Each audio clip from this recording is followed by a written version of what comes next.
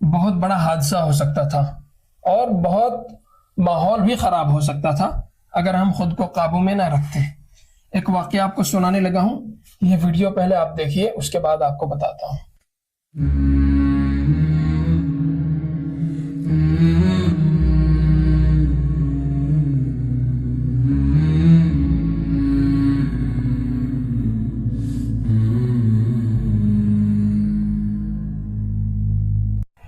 सोनीपत का इलाका मुरथल है।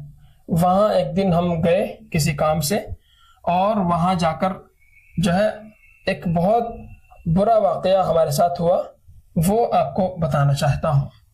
आपके जहन में वीडियो देख के आ रहा होगा कि आप क्यों गए वहां, क्या जरूरत थी आपको जाने की वहां। क्योंकि शरीफ उत्तबा और जो दीनदार लोग हैं वो ऐसी जगहों पे जाना कम ही पसंद करते हैं। आप कहेंगे कि आप अगर गए तो आपको ये वीडियो पब्लिश करने की क्या जरूरत थी।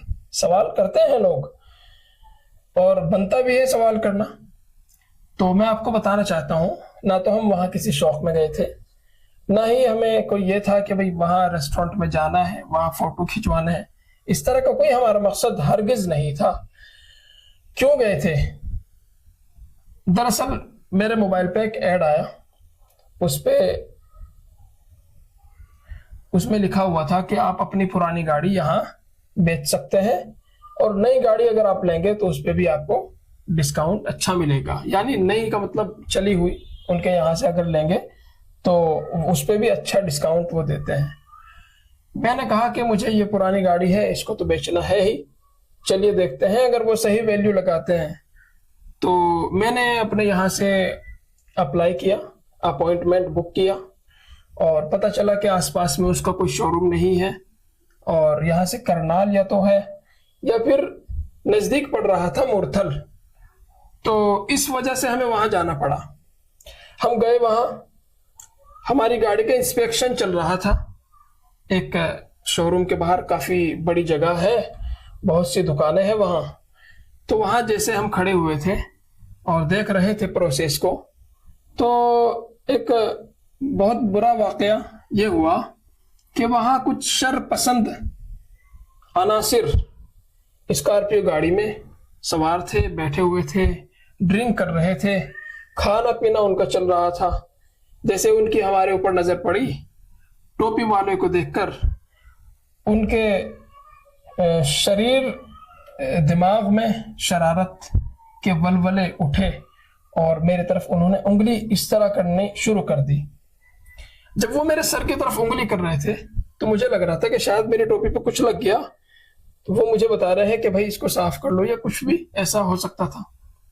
मैं बहुत अच्छा समझ रहा था, लेकिन मुझे नहीं पता था कि इस तरह भी लोग होते हैं जो ऐसी हरकतें करते हैं। सोशल मीडिया पे तो देखते हैं, लेकिन हमारे साथ हमने कभी इस तरह फेस नहीं किया।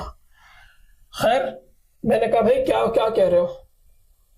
तो उसने बदतमीजी से कहा, टोपी उतार, ये टोपी उतार।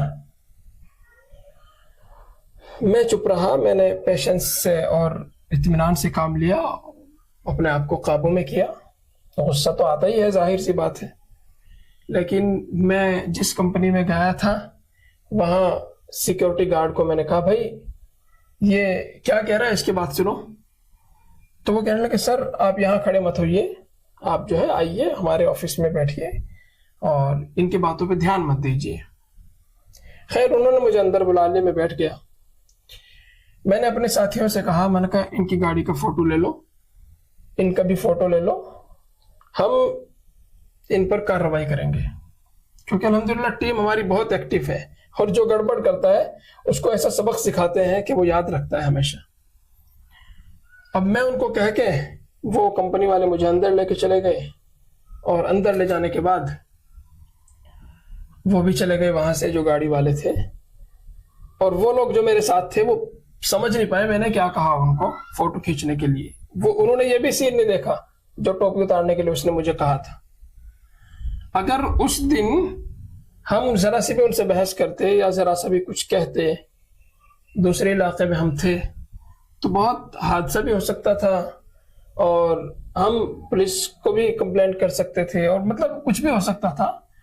तो मैं ये सबक देना चाहता हूं इस वाकये से, आपको खुद सबक ये मिलता है कि एक तो हमें जब भी जाना चाहिए कहीं, एक तो खुदा को तो याद रखना ही है, लेकिन हम आपस में थोड़ा ज़्यादा लोग जाएं, ख़ास तौर से जब नई जगह पे जा रहे हो। अकेले नहीं जाना चाहिए, एक से ज़्यादा लोग जब जाते हैं तो हौसला बनता है और किसी शर पसंद की जुर्रत नहीं होती कि वो क्या करें, आपको परेशान करें।